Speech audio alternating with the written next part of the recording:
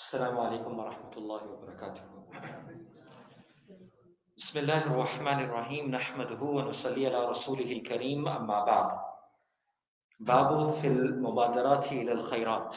We continue our book Riyadus Saliheen by Imam Nawawi rahmatullah alayhi. We are on the third chapter of the book. This is going to be inshallah our second hadith. The first hadith that we covered last week was the hadith of the Prophet ﷺ where he said, Badiru bil a'mal, hasten towards doing good deeds. For indeed a time will come that fitan, trial and tests will increase like a dark night, as in the midst of the night where people will have faith in the morning and by the evening they will have lost it. By the evening they will have faith, by the morning they will have lost it. People begin to sell their religion and deen for the price of this world and dunya. So we talked about that last time. Let's get to the next hadith. The second hadith is when Abi Sirwa, Uqba ibn al-Haris, قال صليت وراء النبي صلى الله عليه وسلم بالمدينة العصر فسلم ثم قام مسرعا وتخطع رقاب الناس إلى بعد حجر نسائه ففزع الناس من سرعته فخرج عليهم فرأى أنهم قد أجبوا من سرعته قال ذكرت شيئا من تبر عندنا فكرهت أن يحبسني فأمرت بقسمته أو كما قال عليه الصلاة والسلام رواه البخاري. The hadith is reported by Abi Sirwa, who is also known as Uqba bin Haris radiyallahu anhu. Uqba radiyallahu anhu, and this hadith is from Sahih al-Bukhari. Uqba radiyallahu anhu said, I made my salah behind the Prophet sallallahu alaihi wasallam in the masjid of Medina, the masjid of the Prophet sallallahu alaihi wasallam, and it was Asr salah. And may Allah subhanahu wa ta'ala invite us towards Haramain and towards the beloved cities, and may Allah subhanahu wa ta'ala make it easy as an ummah at large at the issues and situations with health and so many things. May Allah make it easy for all of us. Uqba radiallahu anhu reports that I made Asr Salah behind the Prophet sallallahu alaihi wasallam in Medina, and it was Asr Salah. And as we know this, that the Salah and prayers that don't have Sunnah right attached to it, usually the Nabi of Allah sallallahu alaihi wasallam would take longer than usual in addressing the Sahaba. So for example, post Fajr and post Asr, after Fajr and after Asr, the Nabi of Allah sallallahu alaihi wasallam would turn towards the Sahaba. Sometimes from the right side, sometimes from the left side, he would turn towards them. And he would have a conversation with the Sahaba. He would have a dialogue with the Sahaba. And usually the early morning conversation after Fajr was related to someone seeing a dream or interpretations of dreams or situations like these. But after Asr, he would do the same. So Uqba radiallahu anhu said, the Prophet sallallahu alaihi wasallam, I made the salah behind the Prophet sallallahu alaihi wasallam. فَسَلَّمَ, the Nabi of Allah sallallahu alaihi wasallam did salam. He finished his salah. ثُمَّ قَامَ, he got up. Musri'an, very, very quickly. We have never seen him do this. But the khatta riqab al-nas, and he began to cross the shoulders of the people. And usually the Nabi of Allah would never do this.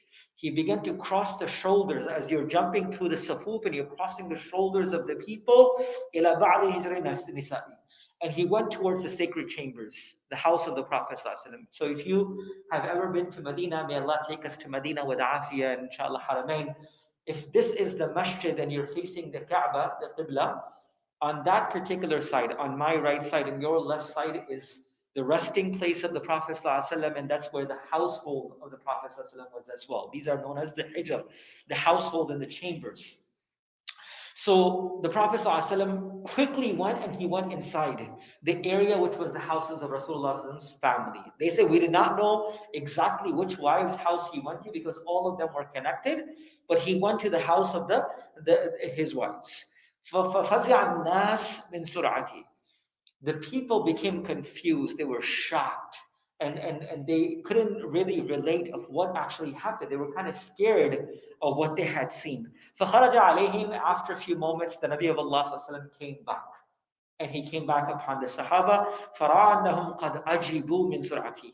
So the Nabi of Allah recognized his Sahaba, and Allahu Akbar, this is the love that our Nabi had for his Sahaba. And when the love increases, a person can share feelings without even speaking words.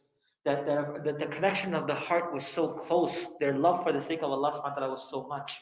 So he recognized that the Sahaba, Ajibu, they were wondered by his quickness, his hasteness toward doing something. قال, the Nabi of Allah sallallahu without even Sahaba saying anything, knowing that they were so humble in not even asking, the Nabi of Allah sallallahu said, ذكرت شيئا من تبر. I remembered a portion of charity, a portion of gold. التبر قطعة الذهب أو فضة.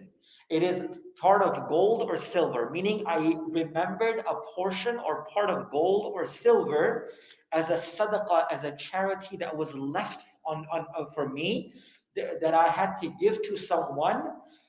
فَكَرِهْتُ أَنْ يَحْبَسَنِي. So I felt uncomfortable holding it for more than I remember to hold it. فَأَمِرْتُ بِقِسْمَتِي. So I went home and I told my family to distribute it for the sake of Allah subhanahu wa ta'ala. In another riwayah it says, كُنْتُ خَلَفْتُ فِي الْبَيْتِ تَبَرًّا مِنَ الصَّدَقَةِ. I had left behind a portion of gold or silver in sadaqah. فَكَرِهْتُ أَنْ أَبِيتَهُ. And I felt uncomfortable to sleep a night on it.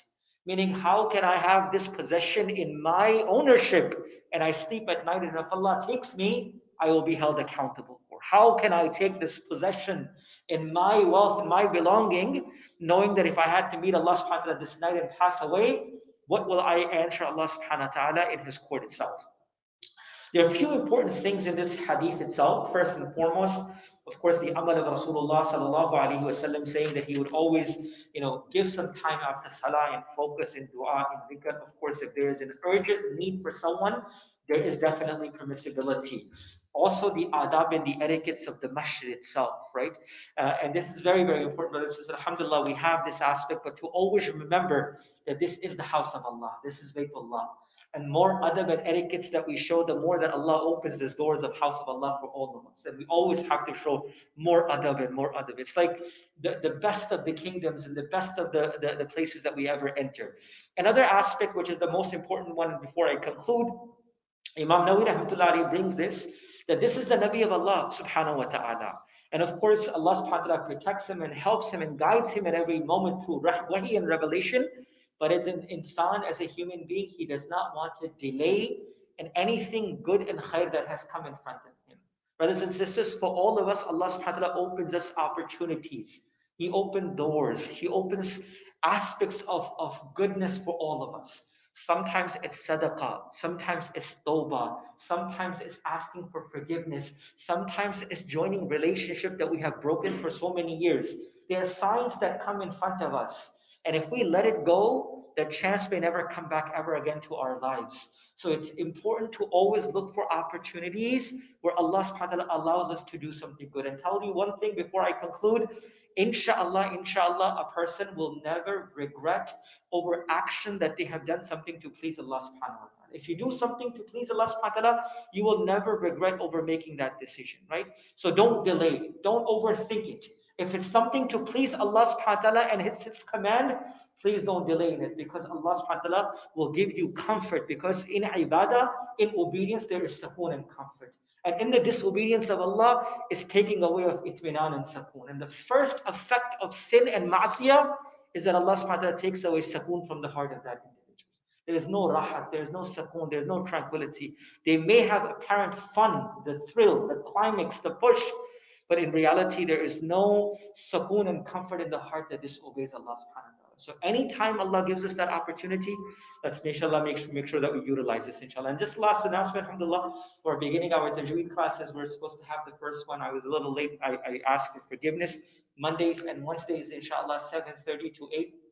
We'll have our tajweed classes for the brothers, inshallah, making sure that we are social distance. We're sitting in places which are easy and comfortable, inshallah, with us. We'll have our teachers who will be teaching us this program. And on Wednesdays, inshallah, from 8:30 to 9, half hour, myself, we will start a series called Ulumul Quran. The basis of what Quran is, how it was revealed, how it was compiled, what is tafsir, what is abrogation and details. So we are well prepared for Quran before Ramadan actually begins. May Allah give us tawfiq to practice, inshallah. Subhanallah wa bihamdihi, subhanakallah wa bihamdik. Ashhadu an la ilaha illa